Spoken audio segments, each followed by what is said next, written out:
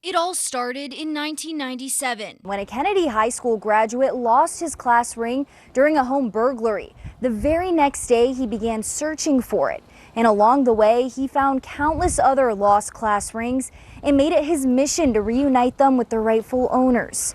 Nearly 30 years later, he's still searching for theirs and his. Now, this case holds 100. Right now, I have probably like 80 class rings. Richard Escobedo has returned more than 200 lost class rings to their owners or their families across the country. There's so many different unique stories about how the class ring went missing or how they lost it. When he tracks down an owner, he doesn't ask for anything in return except a selfie with their returned ring.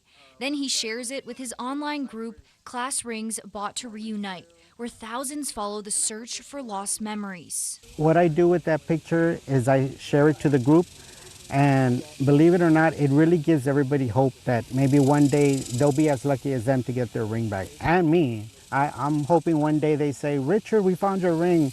I'd be crying, "Mom," I'd be crying to my mom. One of those stories belongs to Lady Morgan. In 2020, Escobedo found the South San Antonio graduate's class ring at a flea market, years after it was stolen. Well, I had my first apartment and I was trying to help someone. And like I said, they hit my jewelry box. I didn't have much.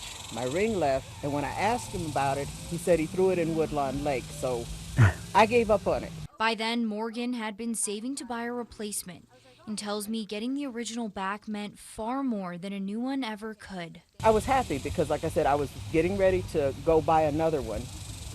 And it wouldn't have been the same, so it turned out well. The two have stayed in touch ever since. It makes me happy just to return a class ring.